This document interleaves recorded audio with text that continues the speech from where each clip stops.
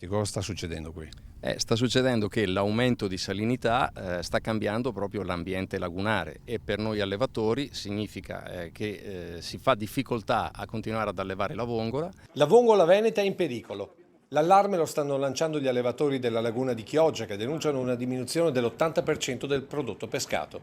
Conseguenza dei cambiamenti climatici accentuata dalla siccità di questi mesi che ha reso più salata la barena e di conseguenza la sparizione della vongola a fronte del dilagare di molluschi e di altra fauna di mare aperto. Stanno arrivando delle specie nuove e con queste purtroppo qualche predatore. C'è stata un'esplosione di murici, che poi sono questi animali, che sono dei pesanti predatori della vongola, è difficili da gestire e che hanno portato a questa contrazione, diciamo, della produzione. E questo è l'esempio di come si stanno moltiplicando questi molluschi a discapito della vongola e di conseguenza di tutto l'indotto economico relativo. Quanto fatturato si perde qui in questo tratto di laguna veneta? Guarda, non è semplice fare una stima dei valori, ma sicuramente parliamo di decine e decine di milioni di euro fra produzioni e attività indotte.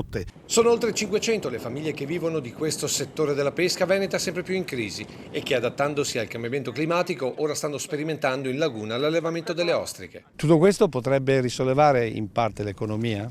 Potrebbe risollevare in parte l'economia perché la laguna di Venezia si presta a questo tipo di allevamento. Dovremo superare delle difficoltà più che altro amministrative e burocratiche. Perché la concessione demaniale prevede l'esclusivo allevamento solo di vongole. Problemi ambientali e inghippi burocratici che Pescagri porterà ai prossimi stati generali della pesca a Chioggia. Come SIA Veneto continueremo a fare pressione affinché venga modificata la carta ittica per l'inserimento dell'ostrica tra le specie coltivabili all'interno della laguna di Venezia. Ma la marinizzazione della laguna è un tema, sottolinea Pescagri, che già da tempo è su tutti i tavoli della politica. L'importante è che ci si alzi da questi tavoli con delle soluzioni.